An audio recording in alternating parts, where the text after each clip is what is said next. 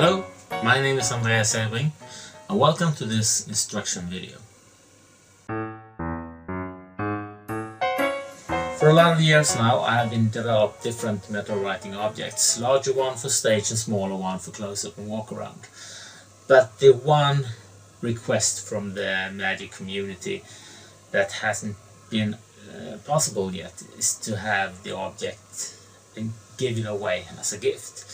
I have previously solved that problem by switching in some way. I could have switched a larger statuette for some other statuette, or I have a different versions, and in the text there is another method for handing it out. But the real cool thing is when you for real give it away. And of course the problem with Silvex is that if someone would put a nail into it, you will scratch the surface. So you can't have that situation, right? So instead, the solution here is to protect the amulet inside of a plastic case, and also justify the reason why you're doing it. The intention I had with the Seers Gift was to have a giveaway to the spectator that really meant something for them, and in that way also create an emotional bond with the participant. We all know that when the audience or the participants sign a card and they have the card as a souvenir afterwards, it's not that connected to them. We love to think that they will take this card, frame it at home and say, wow, I had this magician that blow my mind. And I'm sure that has happened, but most of the time the cards are left on the table or on the floor, or you find the cards outdoors. But with the Seers Gift, it's possible to make a really emotional connection. And I also think that that's the key when this idea of the plastic case will work. Because if there is no connection to the emotions, why should they keep this, and why should they respect the plastic case? Perhaps they want to see how good you really are, and with some tools it's quite hard to break it, but with a hammer or a tool or something, break it up and check it out. But if you had made this into an artifact that has a connection for them, they will never break this. Of course, now it's a memory, and also that means that they will remember you. So in this way, the Seers Gift promotes you with a really strong emotional connection to the participant. The Seers Gift comes in different variation depending on what you are buying. But if you're buying the full starter set, you will get all of those products in your package.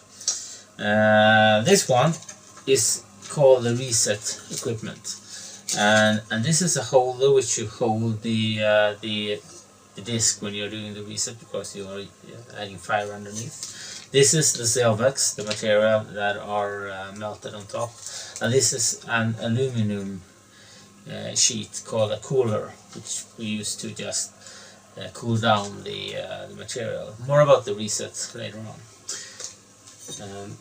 You also get a small booklet with some information. Here you can find the method for the reset. You find the different methods of getting the time to do the engraving, some ideas of how to get information, and also the script for how to present this in a proper way for the participant.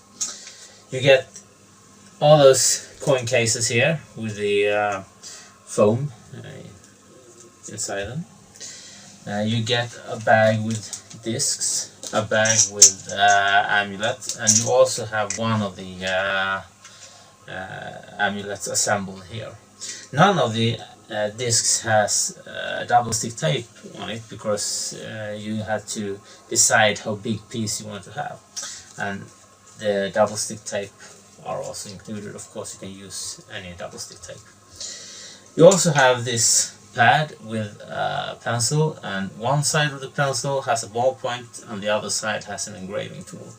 And there is a magnet in this pad here, and there is also a small magnet attached here, and this small magnet are used to convert a larger board or your own spiral board, and more about that later as well.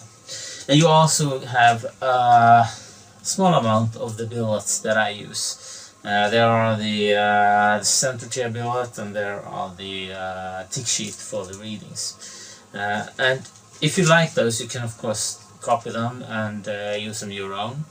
And if you email me, I can send you a PDF with so you can print them as well. The setup for the Seers Gift has several parts. First of all, you will have the brass amulet, and you have the disc. You attach this disc with a piece of double stick tape, and if your intention is to hand it out as a gift, you could use a larger piece of the double stick tape. If you want to reuse it, it's better to use a smaller one, perhaps not really a square centimeter. But in this case, I have cut out about a square centimeter of the double stick tape. So I will peel the protection film off, and this, and then I will add it into the center of the disc and peel off the other part of the protection film, and then I will press the disc inside the brass amulet. Now this is really secured, and it's very well sized to fit this one. But if you want to remove it, you need a very sharp knife, and then you have to take the edge and bend it out, and then you can remove it. But if you use a larger piece of the tape, it's almost impossible. Now this piece of this amulet you attach to your pad, and on your pad you have placed a piece of paper. You could use the one that I sent in the package, or you can make up your own. Now you're ready to go, and you have your engraving tool, which has an engraving tip on one side and a pencil on the other side. Now you're ready to do the engraving. The coin case you have to prepare in this way. There is this black or white foam insert. You remove the square piece, so there are 2 rings left, and then you can place it inside, and as you can see, the amulet will fit very nicely inside here. Now this one is very tight, so when you press this together, it is a little bit tricky to get it loose again, but of course you can't have it like this, because sooner or later someone will open it, even if it's a nasty one. There is a little slit there, I think. So what I do is that I prepare the coin case as well, and for this I use a clear contact glue, and I'm sure that you can find different fabrics in your country. In this booklet there are a lot of ideas, scriptings and methods that I know are important for you when you want to perform this. So take the time to read. It's not that many pages, and it will be a good complement for this video as well. Now before we get into more ideas about the specific handling of the Seers Gift, we will check out some basics. Metal writing works in this way. I've coated a thin disc with a material I call Silvex. Silvex is that soft so you can, with some kind of engraving tool, engrave the surface. And a real engraving is accomplished by a rotating tool that will cut away material, and this tool here works in almost the same way, except of rotating. It's a cutting tool that will cut away Silvex from the disc. That means that you can touch and feel the engraving, and it's not just scratches, and it's not pressed into the material either. The amulet, the disc, or perhaps the plaque, depending on which product you have, are then attached to a pad.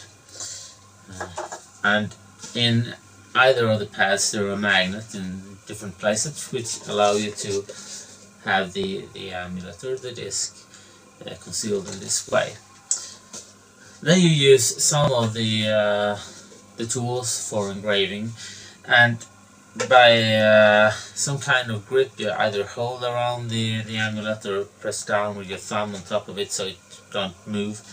You can engrave anything, and basically you write as you would do with a normal ballpoint pen, not too hard and not too soft. If you push too hard you will have a really thick engraving, but also quite tough flings. Every time you write you will cut away material, and this material will fall off as flings, and with the right practice you will almost get no flings at all, and they will almost fall off by themselves. But if you press a little bit too hard you will have tougher flings. And what you do then, you take your finger after you have engraved and just brush gently over the surface, and then the flings will fall off. And it's important not to push the flings into the material, because then they stack even harder. Just very gently, either with your thumb, your index finger or your middle finger, just gently brush them off like this. And if you have some flings that are really tough, they won't get away, don't take your nail and try to scratch away, because you will scratch the surface in that way. Instead you use the point of your engraving tool and just lift away the fling that are stick to the material, and in that way you will get a very clean, nice engraving. And afterwards you need to just palm this off, of course, and load it. And the palming could be done in several ways. One way is to just let it go from here. You push it down so it's released from the magnet and just slide it into your hand. Another way is to turn it around and slide it into your hand. And that of course depends on which product you have or which board you have. And you can also transform your own pad into a holdout for the amulet. When I started with Metalwriting, I have a really bad handwriting. So what I did was I selected 3 fonts from my computer, printed the alphabet and practiced to write those letters. And that way I got more squirrely letters and more block letters, which make it possible for me to change the engraving depending on what product or what presentation.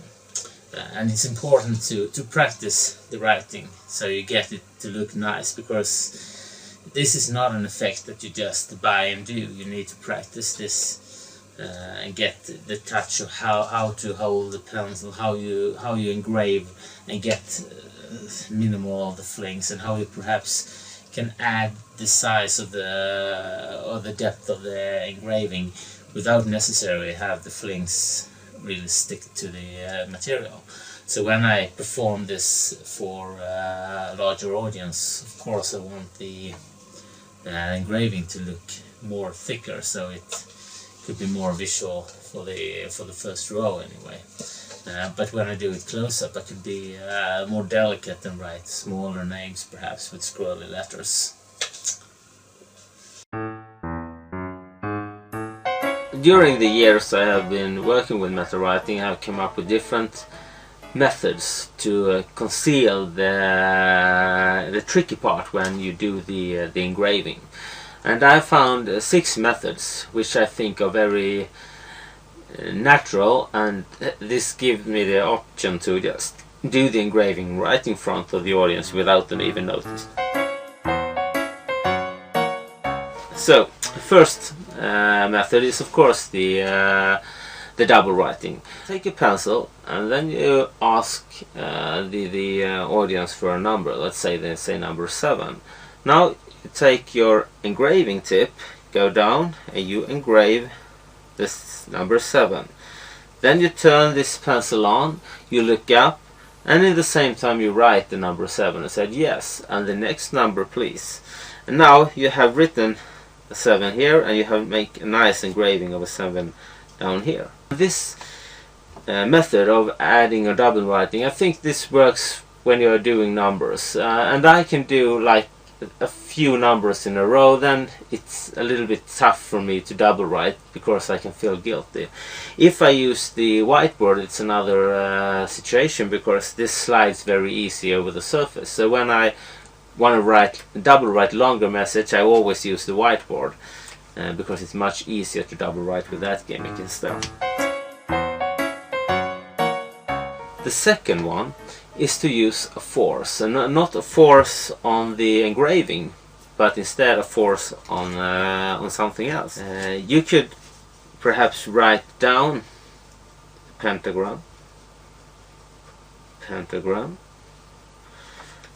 and you attach your disc here, and now you ask for some information that you want to have engraved. It could be a birth, or it could be a name, or perhaps a word or anything.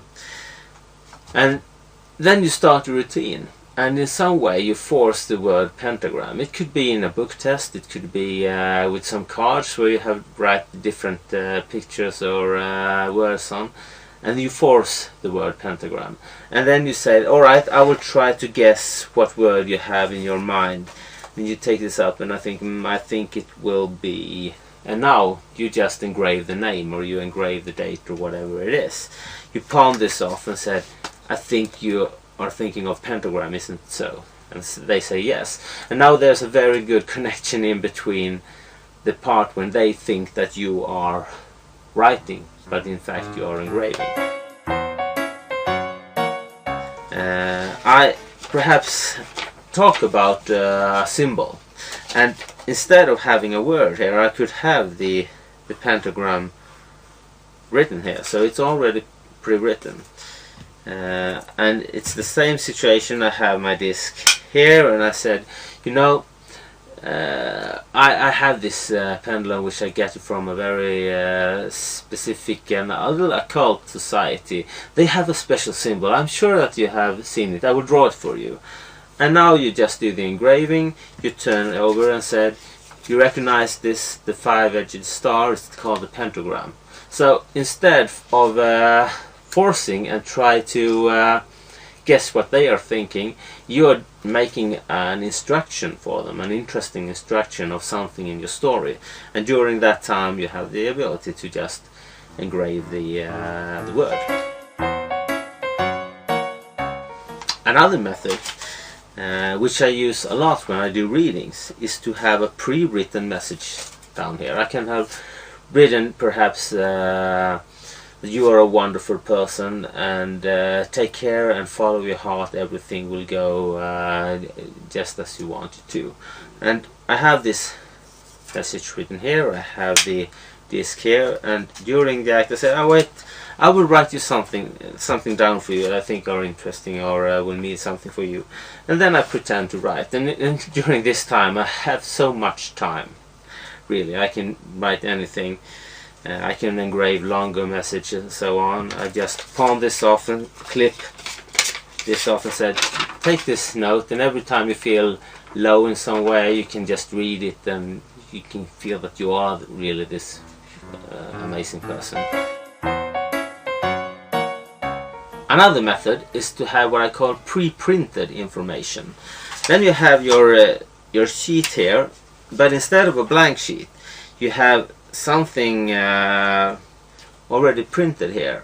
Perhaps it is a picture of a hand, and you said that I will draw the lines here, and you will pretend that you will draw lines, but you have already drawn the lines.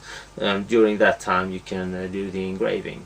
You can also, we use this sometimes with a ticket. If we have a bunch of lottery tickets, they could be pre-printed and we're adding information which we already know. The final method is the method I often use when I do it on stage with a larger board. I could have drawn a symbol or a smiley or a star or anything next to the place where I want to write the name.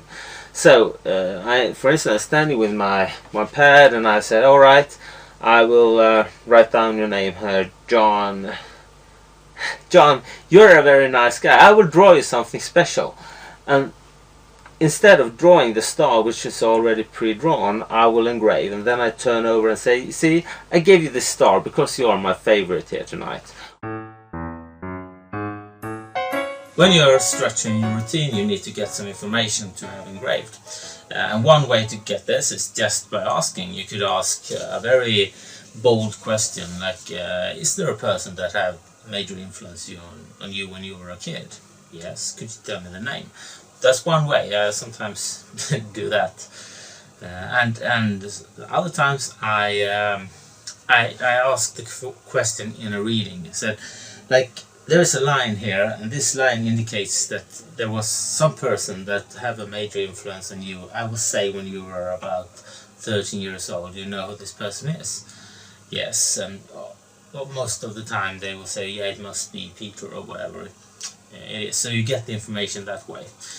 On the other hand, sometimes I don't want to ask. I want to have the information to really bam in a kicker. And for me, the best way to get a name is by a center tier. For me, the center tier is brilliant. I think that this adds an element of interest into the routine, because I need to tear this up, and in the meantime, of course, I also pick the information.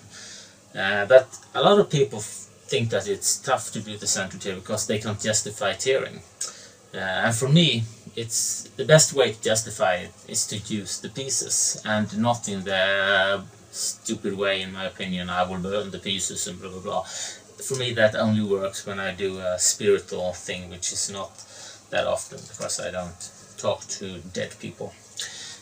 So for me, instead, I use the pieces, and I use them to do a very brief reading. So I will take the billet, I will tear it up, and in the meantime, when I'm tearing it up, of course, I will pick the information. So, and now I will continue tear it up in smaller pieces.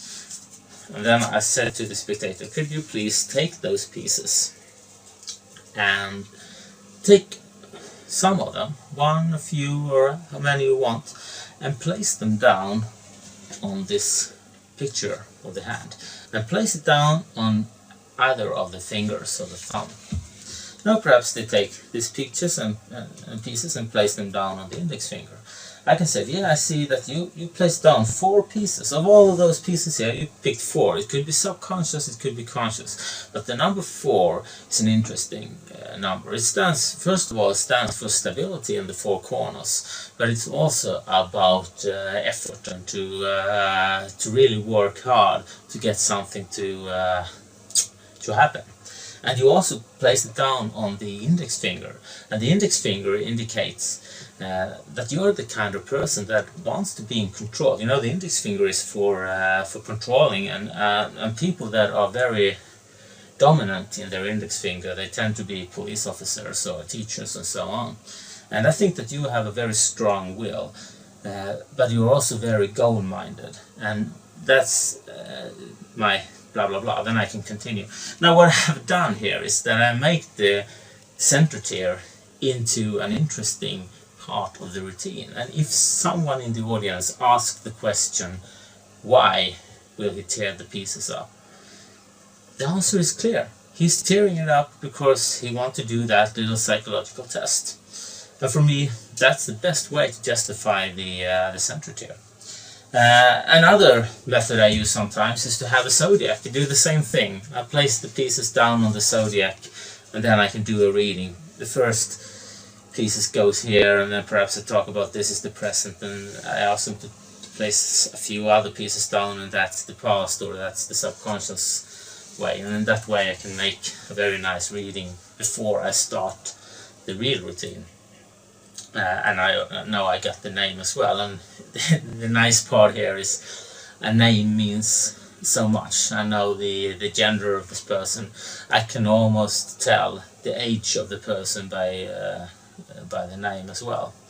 And if I ask them to write down the name of a person that means a really lot to them, and it tends to be a family member as well. So before I have started, I have so much information which I can reveal in the reading or during the act in some way. My billet for the center here looks like this.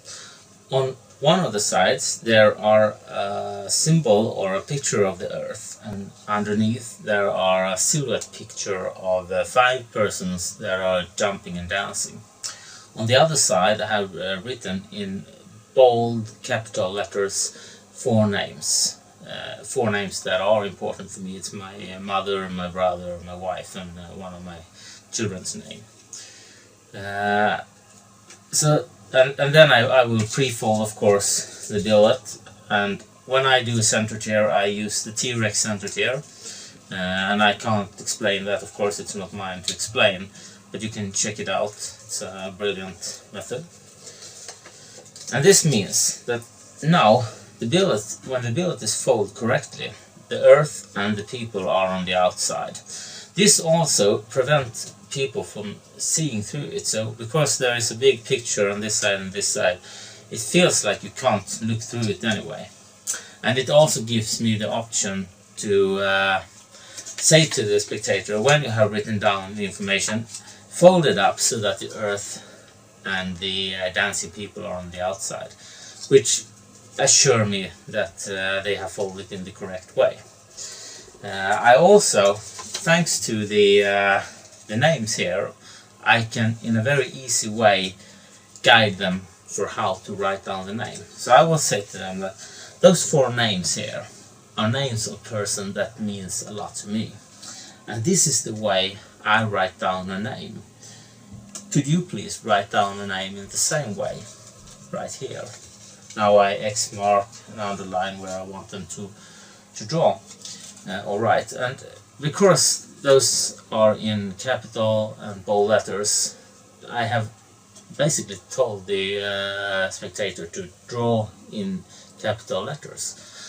But for the rest of the audience, they are just hearing me saying, this is how I write down a name, could you do the same here? Which is a nice dual reality, sort of. And of course they write down their name down here. They fold it up, and I tell them, and then fold it up so that the earth and the dancing people are on the outside. And now I'm ready to do my center tear. For more than 4 years I've been experimenting with Metalwriting and how to get the best effect of the presentation. And I've categorized this into 4 steps. And the first one is the premise. The second is the audience projection. And the third is the wording that you use. And the fourth is audience control. This is a very strong effect when you get an engraving in a surface, and it's easy for the audience to say that, well, that must be a setup, it's a stooge, because that's the first explanation they will have. So to prevent this, it's important that you make the promise so strong that they will avoid that explanation. And one way is to do a random selection of the spectator, and the other way is to make a story that are so intriguing and interesting, so they not question the result of it. So a really strong story that leads into this revelation. When it's time for the audience projection, you have perhaps 2 situations. Either you're working in close-up, and then it's quite easy to show perhaps everyone the engraving, and you get a reaction for that. But on stage you can't show the audience the real engraving, perhaps only the first row. And for that reason you have a spectator on stage who will project the magic reaction to the audience. And now it's so important that this person can react on what you're saying, and because the audience are reading that reaction, and the prop isn't this one. The prop is this big person behind you, or besides you. So the wording I will use to my spectator, we think that spectator is next to me here, is this.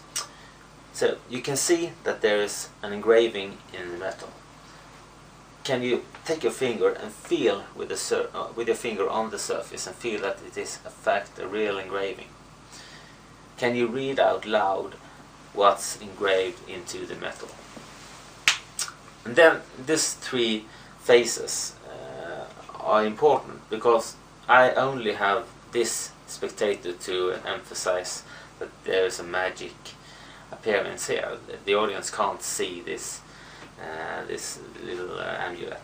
So I want to make a strong reaction from this spectator to project to the audience, and in that way also build suspense. So when they are allowed to understand the magic, they can react with applause or whatever they want.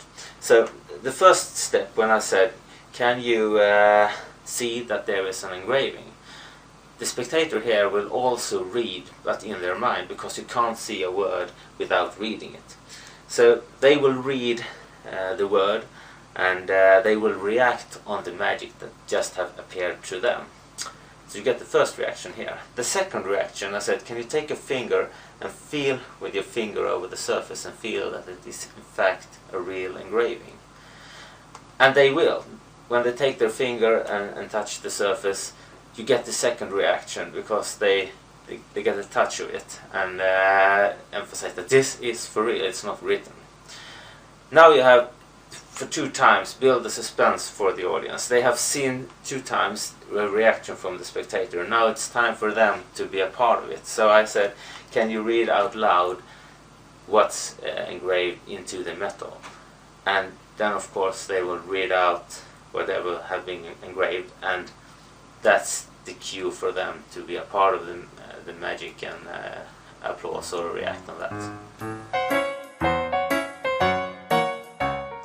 In my handling, I always let the spectator touch the surface, which could sound like a risky move to do, but it isn't if you have the right attitude to the products and to the spectator. First of all, if you can't hand this out freely, because they will put a nail into the surface, and they're doing this because their thought is like this: that's a real miracle. It's not a setup.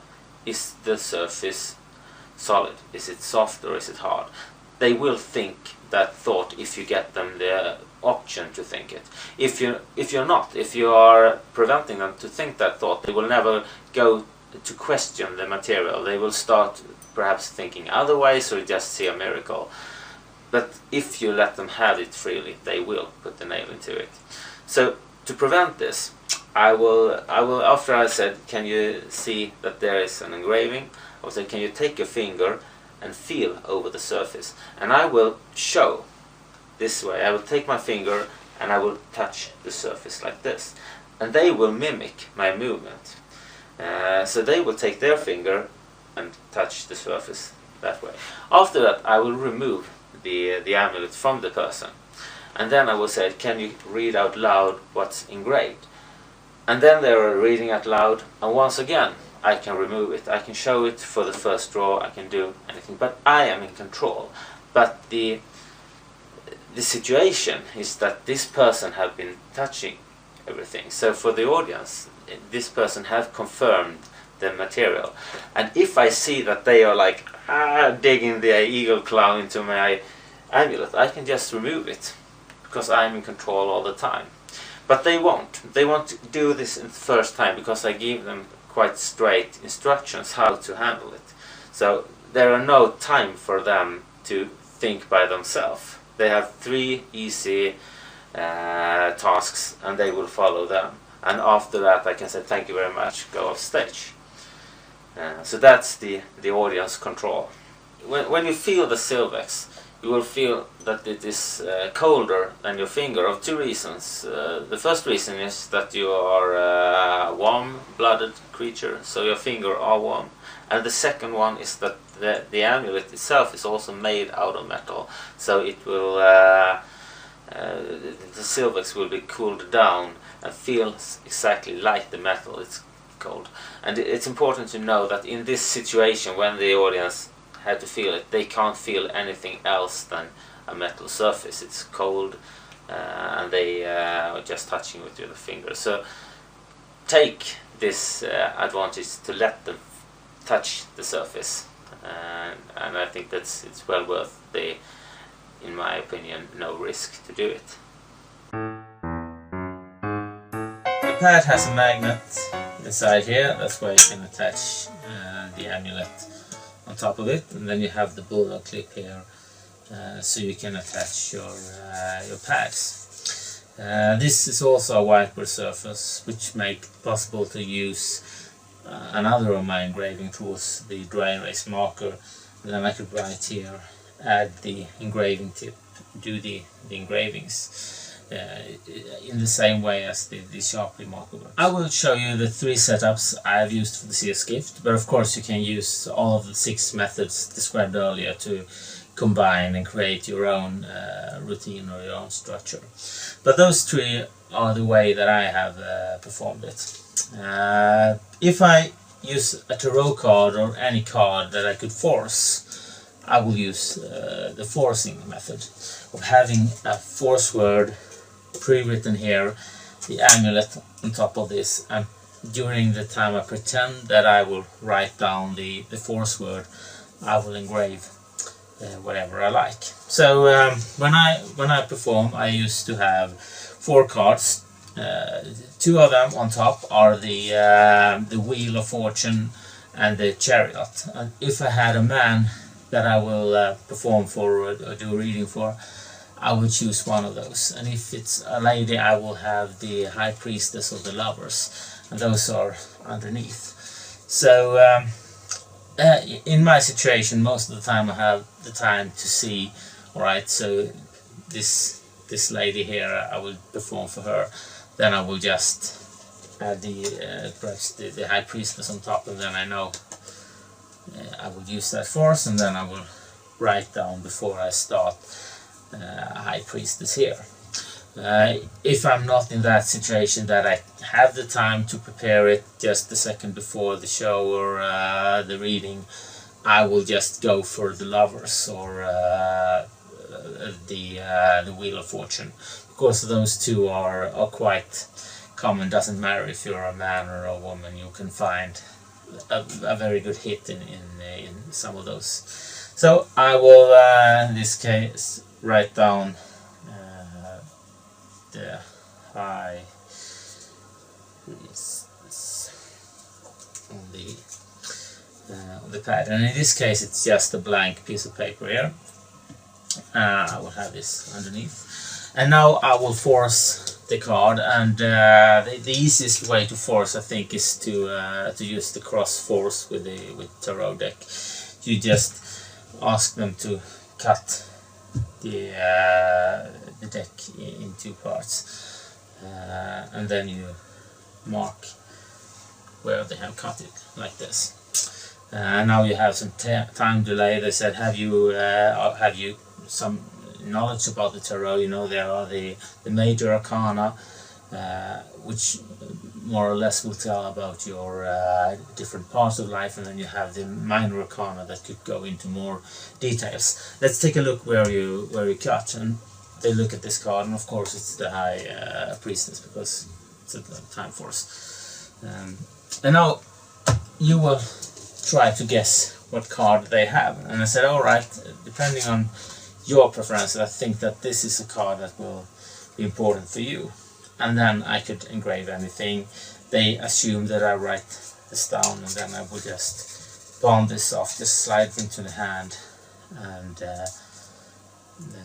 reveal. I think that you will bring the High Priestess, and of course it's a match. Now I have the amulet engraved finger palm in my hand.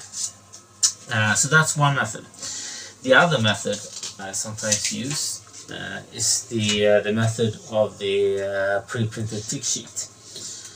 So here, for your reference, is the pre-printed information. Now I will underline before the performance. I will underline 4 of the aspects. On this tick sheet there are the main lines in the hand, which are the heart line, the head line, the line of life, and also the line of the fate. And there are 2 ways to read each of those lines. So if you have a curved line here, you can say that that is a humanitarian heart line, but if it's a straight line, it's more a physical heart line. And of course you can read this for real, but you can as well just talk, because the person next to you don't know too much about the lines anyway. So in this case I will mark what I think I will say for this person, and most of the time I like to have the humanitarian heart line. I used to have a curved line of head, which means creativity, and I used to have a curved line of life, because that means that this person have a lot of energy in their life. And I used to have a forked line of fate, because most of the time you can say that there are something here, and that also give me the option to talk about some person that are important for the subject in the beginning of the performance, or in the beginning of their life. So now I have already marked those lines, then I attach the amulet here. And now I start to do the reading, and it could be a very brief reading, just for like 2 minutes, 3 minutes, just talk about the main lines. If you don't know too much about palm reading, you can read some of Richard Webster's books. You could as well go into your into internet and order some of them, because you don't need to have a full hour of palm reading, just those 4 lines, and you can learn them very easily. And you also have the help of the tick sheet here as well. So you just say something nice about the 4 lines. And then I used to say that I can see that you have this forked line of fate. That tells me that there is someone in your world that has influenced you when you were perhaps a kid. Do you know who this is? Yes, they will say, of course, everyone has some way. It could be your mother, it could be a musician or a magician, who knows, that have a major part of influence on you. And you get the name, and that's also what you will engrave in the amulet. And then after reading, said, I will sum this up for you so you don't forget. And then you pretend, I will underline some of the aspects here. I will show it to you just in a moment. And now you just engrave the name. You palm off the amulet. I said, you see, on this piece of paper there is a summarization of the reading. You can see you have this humanitarian heart line. If you don't remember what that means, you could just read down here. You take this off, and now you're ready. You have the disc palm in your hand. That's nice in some way. It's a very general reading, and it doesn't you will always hit on this one, because you don't get into something that are really deep, so it's very easy to perform. Another way I used to perform this is to have the amulet on top here, and then I would have another piece of paper to shield the amulet. And in this case I have not underlined any of the lines before. So now I will do a more serious reading of the poem, perhaps 5-10 minutes. It could be briefer as well. And then I will say, I will mark this for you so you remember. And now for real I will mark what I have seen in the hand. And then I said, I will also write you something that I think are important to you. Then I will flip this part up, and I have already pre-written a very nice message here saying, you are a wonderful person with so many qualities. Remember to trust your heart and to believe in yourself. which is a nice general thing to say, and I just pretend that this is what I'm writing, and now I have all the time in the world to do a very nice engraving of a name or a word or something that really matters for this person. Afterwards, of course, I just palm it in my hand, said I've written down a nice message for you here, drop it, and he said, and here you have the reading in the lines, and when you're feeling down you can just put this on your refrigerator and you will have a very good day. And of course I have the amulet palm, so now I could reveal it. After you have engraved the amulet, you need to palm the disc off, and there are several ways to do it. One way is to just with your thumb push the amulet off the magnet so it slides down in your hand like this, and that could be done when you hold it like this. You just push and now it slides down in their hand. Another way, which I often tend to do, is to turn it around and conceal the amulet with my hand, then slide it off. Of course, in that way I will have it in a nice finger palm position, and it's also in the place of the palm which I like to have down next to the pinky and the ring finger, because in that way it looks very natural. I can use my hand and no one can really see. You can go into those nice palms as well.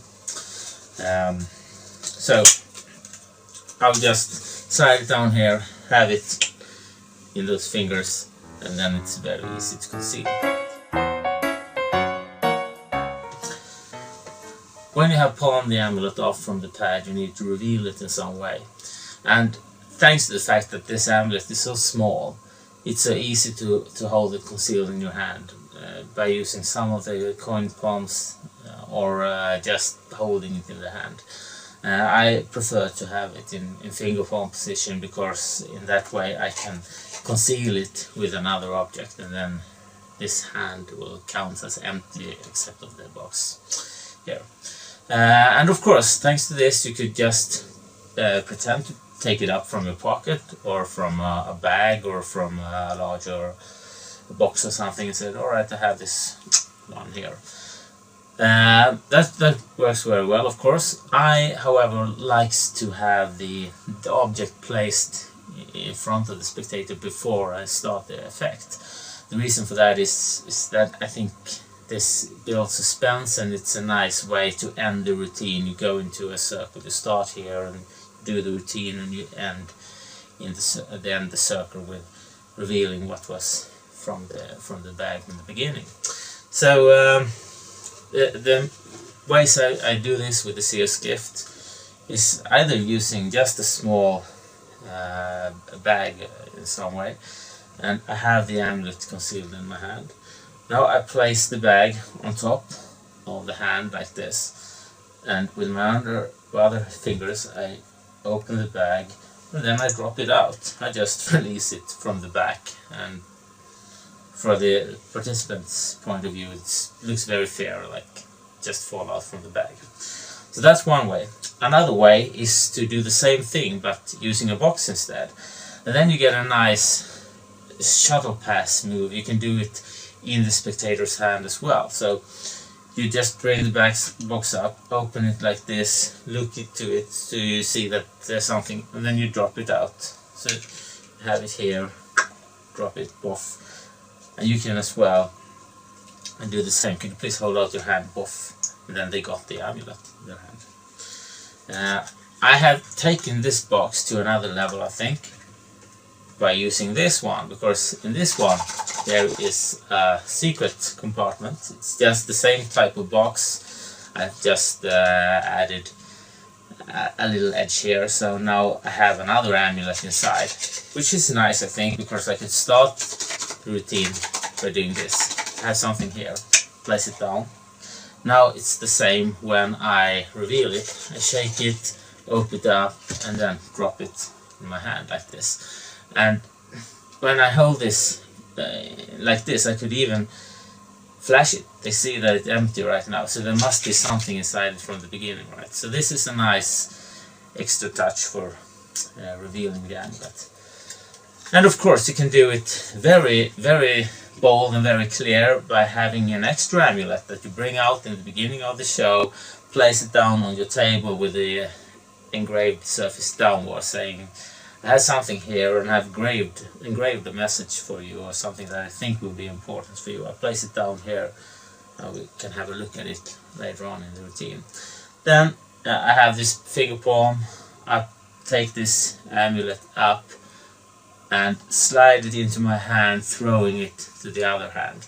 That's a quite nice and easy move as well. Just bring it up, throw it here, and then conceal the other, the one hold it back in my hand, and place the focus back on this amulet instead. Of course, you can do this a more nicer, like in the real shuttle pass move, but I find it very easy. Just bring it out, throw it to the hand. See, you see this one? Boom, and then you are ready to go. Then of course you can just get away with this when you bring up the coin case. It's important that the engraving looks nice, otherwise I don't think you will sell the effect very well to the audience. If you have for sure engraved something in an amulet long time before, you must have had all the time to make a nice engraving. So that's the reason why I'm not using a thumb writer with an engraving tip, even though I have developed them as well. I only use them for engraving numbers. But for names or words, I prefer to work with my pencil. Another issue that you will have and have to solve with the Seers Gift is the size of the amulet. And because it's a quite small size, you need really to practice the writing. I know when I hear a name, I can hear the name in bits or syllables. I know, like Anna, it's Anna. Rachel is Rachel. And the tough one, Christopher, is Christopher. That means for me that Anna, I know exactly how to write a name with only one syllable. And I know how to write a name when there are 2 bits as well, like Rachel. And I think you need to practice this, because you have different width of your letters, and also perhaps you start in different places on the amulet. And if on the amulet, on the center of it is the longest place there is to write a name. But of course you could have a pre-engraved or pre-written something on the amulet. So if you, for instance, are doing a show where you're finding a dead pet or relative or whatever, you could have engraved in memory of in forehand, and then just engraving the name. And even if it's a small surface, it's possible to have longer message, just practicing a nice thin engraving.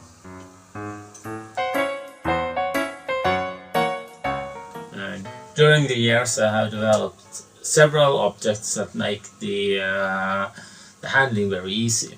And one of the sets I sell is the post-it pad and Sharpie set, which has a normal post-it pad and a gimmick post-it pad and Sharpie with an extra engraving tip. This works in this way, that underneath a sheet here I can add the Seers Gift, and there is a compartment here for the tip. Now I pre-fold this piece, and now I can, with my normal Sharpie, write something down here. Then I can flip this up. I can steal out the engraving tip like this, and now I can engrave the amulet. Then I can just fold this up and hand it out, and during that time I have all the time in the world to palm this disc off and place it back in the pocket. The nice thing with this setup here is that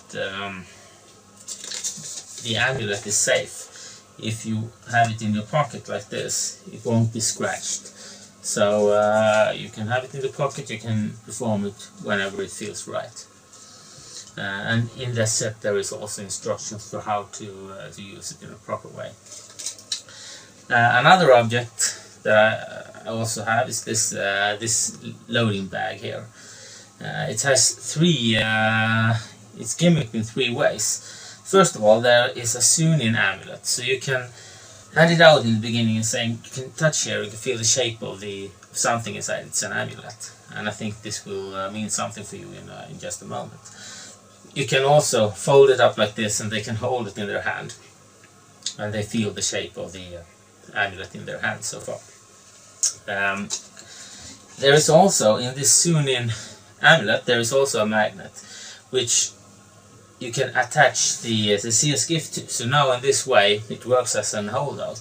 And this is something I use a lot. When I pawn this off, I perhaps just lift this up, click it to the amulet, and then I can place it down again, and now I'm clean and ready for the next move. And the third gimmick here is the slit here. So when I open it up, I can feed the amulet through the slit and now through the opening, which gives a very nice illusion that it's really come from inside here. Bam. So this one, it's something I developed for the Gambler's Poker Ship. It's included in the engraved full set, and I also have it for as an add-on if someone wants it for the Seers Gift. And you may also notice that I in the reset video use different torches and lighters, and the one that I most of the time use nowadays are this one, which has it's a storm torch you use to lighting cigarettes and so on. And I think that this is it's a better tool if you want to do reset a little bit faster. But if you're traveling, the lighter is perhaps easier to use. But if you can't find them in your country, then you can contact me and I will have those as well. The way we protect the amulet is by using those coin cases, and they need to be prepared. Now if I push those together, they are quite hard to open, but of course you can do it, and there is also a little slit here that you can just push a nail inside and open it up. But it's a very tight fitting here, so with the use of contact glue here, it's impossible to get them up. And this case here is prepared for 5 days ago, and then I had the glue dried out and it lays open for 5 days, and now I just pressed it together and it's impossible to open it up. And this means that you can prepare your coin cases in time. You can, if you are doing shows on Saturday, you could prepare it on Wednesday with no problem at all. And it's also nice because you can have it in your pocket without staining your clothes. Then it's also important to not smear down the coin case, because you don't want to have glue all over it.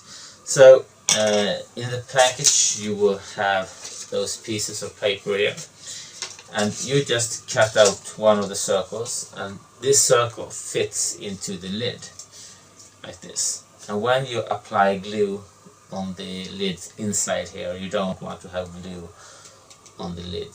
So this one is a protection. And if you are steady on your hand, you will probably not smear the bottom side or the inside of the other part, but you can, to make sure, protect it with a piece of masking tape like this. So you could add a piece of masking tape, and now you can add the glue on this lid edge here and remove the tape. So that's a way to be sure that you don't smear it. If you, however, buy a set of 20, I will add this little tool here, which is made for this, when you add the glue here, and then you don't need to cut papers, because you can use the paper for a few times, but it might be good to have a tool that fits inside here as well. And I used to prepare this one with some masking tape. It's easier for me to clean it afterwards, like this, and then I cut off the extras around it. So now it's easy for me to remove the tape when I'm finished. If I want to prepare 20 coin cases, I can do that, and afterwards I just remove the tape and I can use this tool again. So, like this. So now let's take a look at the preparation.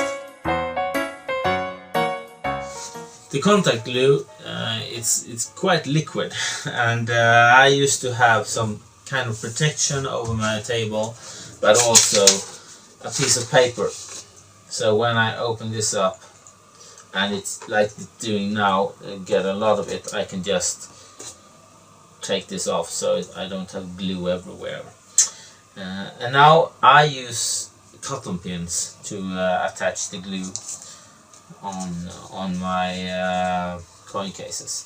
So this one is the bottom one, and I have masked its underneath side with masking tape. Now I add glue on the sides here, like this. And of course you can use a small brush as well, but then you need to clean the brush, and then you need chemicals. Right, so now I let it dry out, and then I take the lid here. Of course I can protect this side as well with masking tape if I like, but I go for it like this. And now I just smear on the inside. So like this. Now there are contact glue all over the sides here. I just remove the protection and let it dry out. When it's ready to perform, I used to have the two parts and the foam filling here, and then I place them with a flat surface against each other, and take a rubber band and tie this rubber band around them like this. So now I have a package with the protection, which I could have in my pocket or wherever I like. And when it's ready to just take this out, add the amulet inside and punch them together, and it's impossible to open the coin case. During the years I found and made different kinds of boards, clipboards and blackboards to conceal the engraving. And the first one I made was this blackboard, which I used in a lot of products, both Ivodin, the Gamma Bankastrom and the Trophy. And for some presentation, perhaps a chalk and a blackboard is the most organic presentation. And in some performance I found that I didn't want to use the blackboard. It wasn't fitting the situation, so I constructed this a spiral bound pad instead. And it is basically the blackboard, but there are drilled holes and a spiral and paper. And the nice part of this is that this one could conceal the amulet this way, and no one can tell which side are the front or the back. So I can go on stage showing that I have my board, and then I say I will write down prediction here, and now I'm set to go for the engraving. And this idea, I think it's a little bit complicated to construct, so I wanted to find a way that you guys also can make the clipboard for yourself. I have provided you with a small neodymium magnet, 15 millimeters in diameter. This one you can attach to a normal spiral bound pad. I have glued these two plastic sheets together, so I got it a little bit stronger here, and that's important. You need the strong surface when you are doing the engraving. And then I just attach the magnet on this place here, and now I have the spiral bound board that you can use. Another option you can have is to use a clipboard, and on this clipboard I have attached the magnet here, and I covered it with a black piece of cloth. In that way I don't think that you need to remove this sheet. You can have more than one sheet, of course, of paper, but I like the fact that this is concealed and it's black. So this works the same way as the spiral bound. I have my paper here. I can take the disc and attach it here. You can have additional papers on top, just clip them off if I want. And it's very easy to palm off the disc from this setting as well. Reset is of course one of the most important methods in metal writing, and I have had a lot of questions about how to make it easier, how to get the perfect shiny surface and so on. So I will try to break everything down, what tools you need and the variations you can do, and how you can make it on the spot and so on in this little demonstration. The tools you need are some kind of holder that we use to hold the disc in place while we are adding heat underneath. You also need an aluminum cooler to cool down the disc when the Silvex has melted on top of it. You also need some kind of torch, either a normal cigarette lighter or a storm torch, when we talk about those in a minute. And of course you need the reset material, Silvex, and you need some kind of knives. I use mostly a sharp pointed knife and a utility knife in the reset. And then you need some kind of magnet to detach the disc from the amulet. It could be either the magnet inside the plastic with the playing card, or it could be the magnet in the border of the pads. Then you need some kind of gas, butane gas, to refill the torches, and make sure it's a good quality gas, otherwise it could jam up the torch. So let's talk about the different torches that you can use. The most optional are the one with the blue flame, called the storm torches, and this particular version here has a pizza ignition, so it's very easy to use in that way. This one is used for soldering mostly, and you need to turn the bulb around and then you get a very sharp flame here. And you can find those torches in wildlife supply stores. You use it to light fire in your kitchen outside. You can use it, you can find them in cigar shops. You use those to light up a cigar. Or in some cooking shops, because you use those torches to glaze food as well. And in any hardware shop they are also available. And then you can also use a normal lighter. The lighter is a little bit trickier to use because you can't point it. That's the good point with those torches. You can point them in direction from the top, but when you're using those you need a little other method to do the reset. So when it's time for the reset, you need to take care of your environment.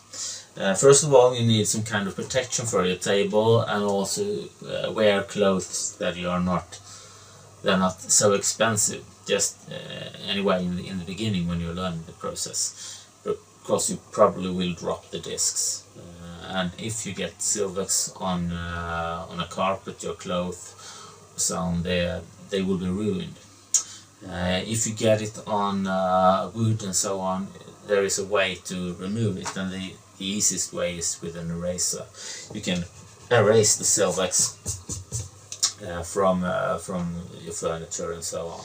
Then you also need to have some kind of paper and napkin and so on. If you drop it and you get melted Silvex on the holder, you need to take that away and you use this one. And then you need some kind of paper to collect the flings when you are doing the reset, when you're preparing the discs, so you don't get them everywhere.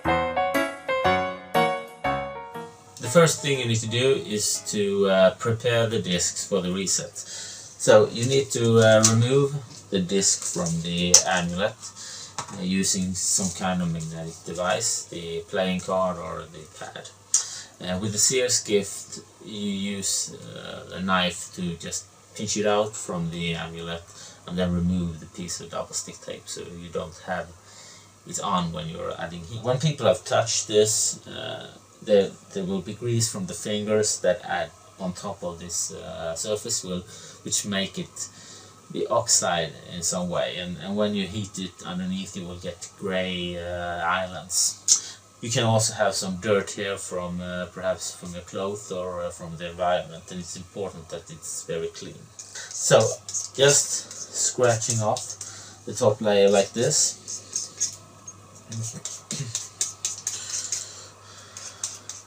As good as possible. Now you use the paper underneath there to collect the flings. Then you should remove the paper from the surface so you don't fire it up so it starts to burn through the web.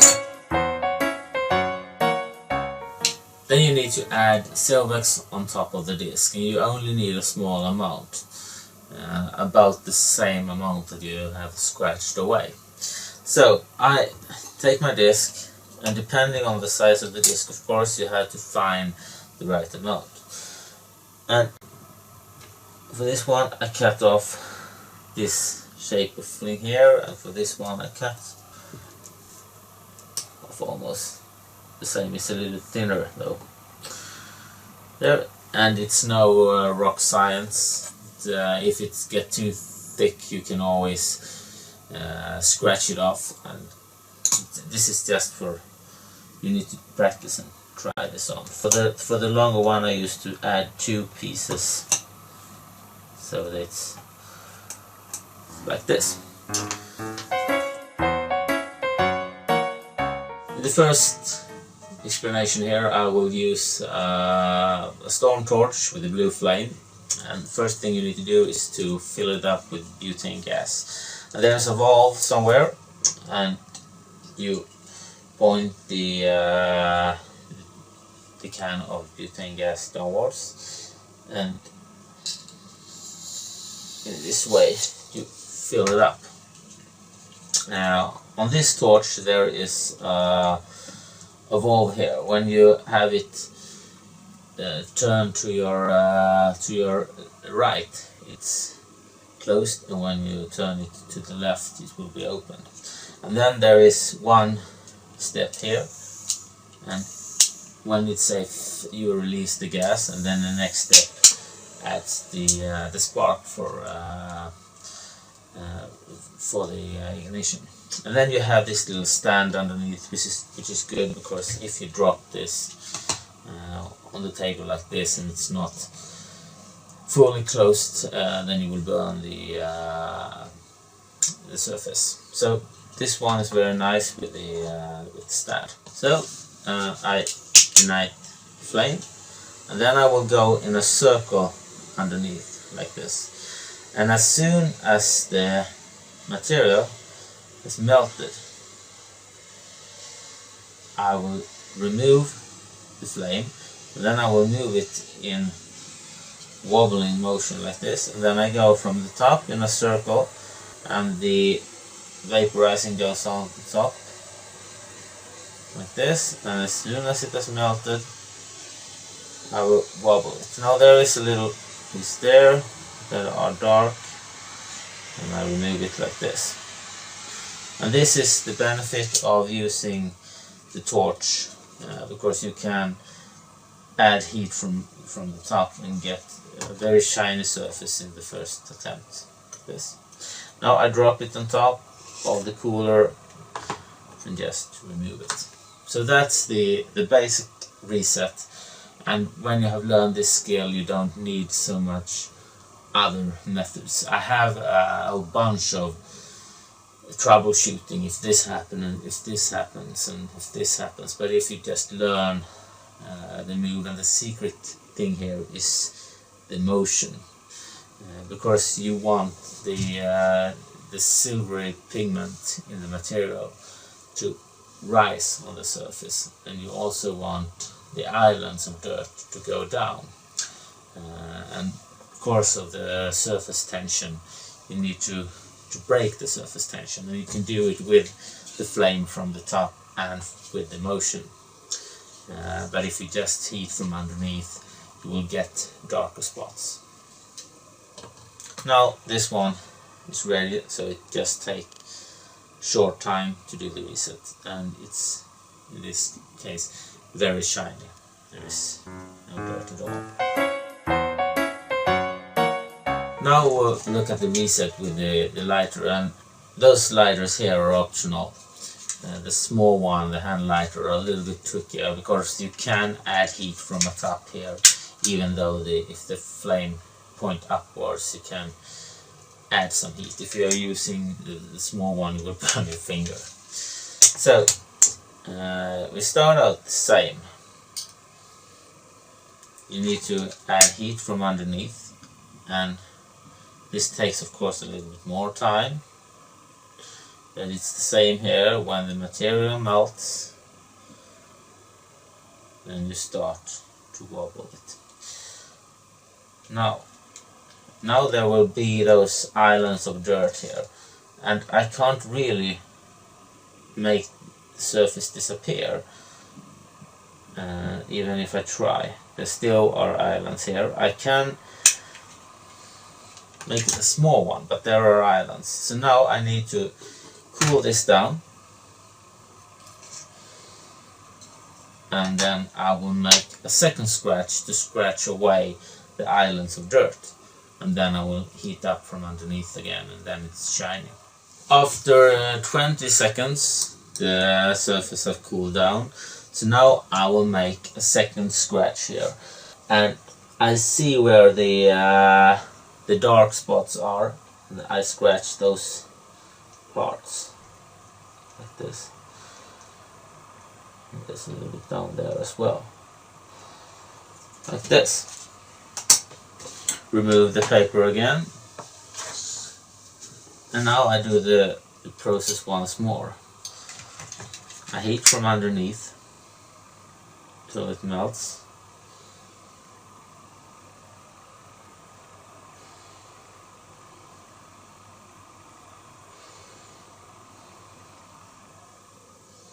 I wobble the surface, and now the dark spots disappear.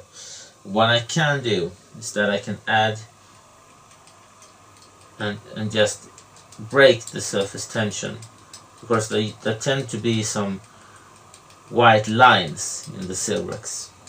So now I wobble, I break the tension with a knife like this.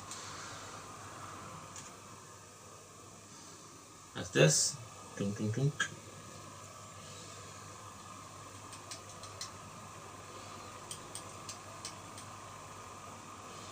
And now I drop the disc to cool down. And now this disc is almost as good as the other one. And it's also a little knack to learn to do the reset. It takes about twice the time, but if you're just doing resets of a few discs, then it's nothing. And the benefit of this method is that you can buy a lighter everywhere, and then you can do the reset. So if you don't have this tool, or you can't find gas to provide you because you can't fly with those gas cans, then it's the nice way as well. the plugs or the longer discs, they are a little bit more tricky to reset. It's easier to reset a circular disc, but the long ones needs a little other handling. Either it has the fork in this direction, or it could have it in this direction, depending on the length of the plaque. And you do the same in the beginning. You need to add heat from underneath, and as soon as the material melts, remove the flame. And as you can see here, you need to move the flame from side to side more than in the circle, of course. So, and now the material has melted. I remove it, and now I try to wobble it from side to side like this. Now I go over it in a zigzag motion, and then I go front and back, and moving this front and back.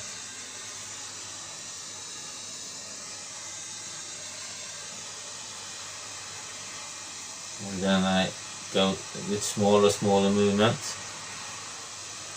This, and if there are some islands of dirt, I will burn those.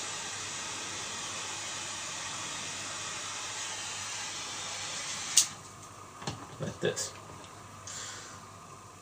And this small movement here is vital to get the plaques really nice. And now I drop it on top here.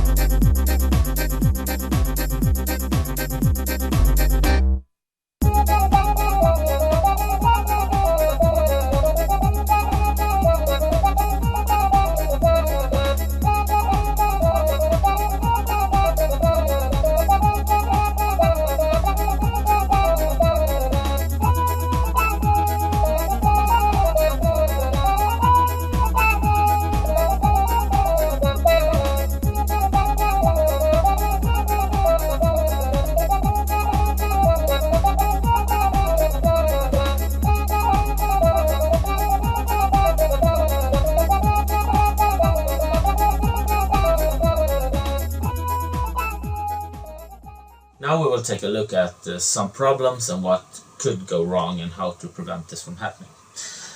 First of all, the holder should be a few millimeters wider than the disc. If the disc attached to the sides, either in this position or in the sides here, the surface tension will drag the melted silvex around the edge, and you will have a silvex on the holder. Now, even if I have done the reset for thousands of times, this happens to me occasionally, because somehow you know you can perhaps dot it against the edge, and then you have silvex on this one. That's why it also looks like this. So if you think that your holder is a little bit too wide or too small, then you can adjust it with a plier.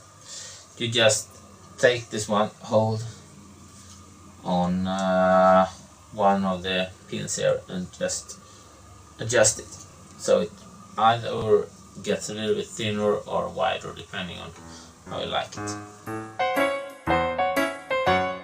So, right, first of all I will add a little bit too much Silvex on this one. When it's a very thick layer of Silvex on top, it's easier for the surface tension to break, and then you have the Silvex underneath. And now I will place this disc so that it touches the sides here, and I will start to heat underneath.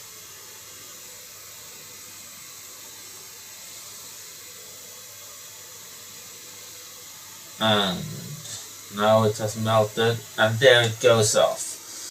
You can see here, now there are Silvex all the sides here. And this is the fix. I take my knife, I place the disc down on the cooler, and then I drag the disc like this.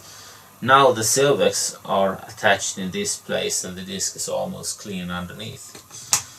Then I take my paper here and I just clean off the holder. Like this. Is important that you get this off, otherwise you will get Silvex on the next disc from the underneath, and then it's not even in the amulet. So now there will be a small amount of Silvex on the bottom of the disc, and I use my knife like this, just scratch off the extra, but the main part will be on the disc, on the cooler here. So this one, of course, we need to clean. So I take my knife here and just cut away the Silvex and drop it. This is just waste, it's nothing you can reuse. Now we'll take a look at the overburnt disc and how to prevent that from happening. I will torch this up, and now I will heat a little bit too much. Right now the Silvex has melted, so now I should remove the flame. But for some reason I'm not doing this, and now you see that it starts to vaporize. This is not toxic, but it's an indication for too much heat, right? And I'm still going on underneath, and you see it starts to burn.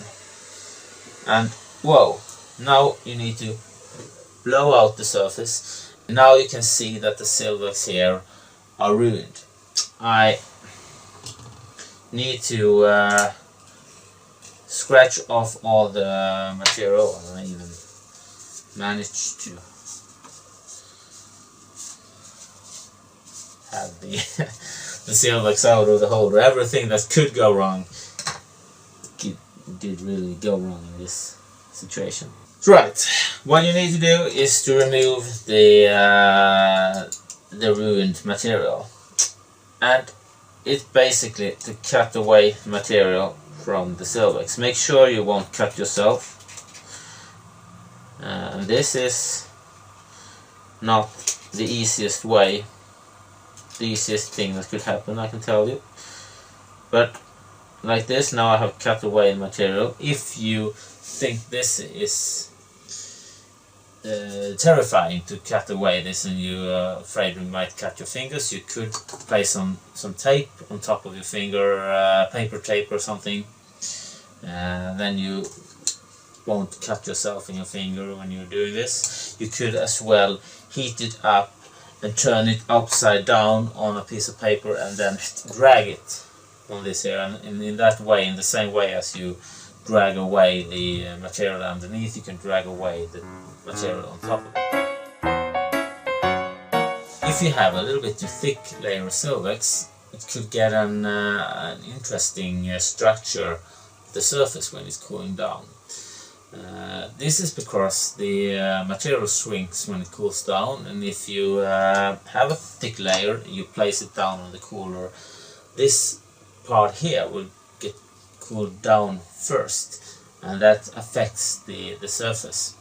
So if this happens, you could either A, take away some of the material, or B, you can blow on the surface while it's cooling down. So when I realize that now, right, that's a little bit too much, I will remove the flame and I will wobble the disc and blow on the surface like this. And for perhaps 4 or 5 times, then I place it down, and then you will get a nice surface anyway. You know what this is? Probably not. This is a piece of thread. It might be from my damn cat, because this hair is everywhere. It could be from my clothes as well. And if you get this into the cervix, then you have a problem. So I will add this piece of fur or cloth or whatever it is on top here. See where it is. It's a nasty one. There. And now I will melt cervix on top and show you how you will do when this happens, because this is something that also will happen for you.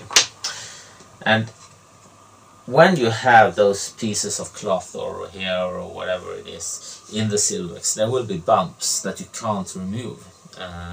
And when the material cools down, the bumps get even more visual. So you need to have it clean. So I will add heat here, and we will get this problem. How to fix this? You can see here that here you have this piece of bumps, and those indicates that there are dirt in the cervix. The method now to remove this is a little bit tricky. You need to locate it. In this case it was a rather big piece, but I will take my sharp knife here and I will try to drag this out, and I keep the disc very close to the cooler, so if I will drag out the disc outside, I can be able to catch it on the cooler without having a catastrophe. So now I have it on the edge here.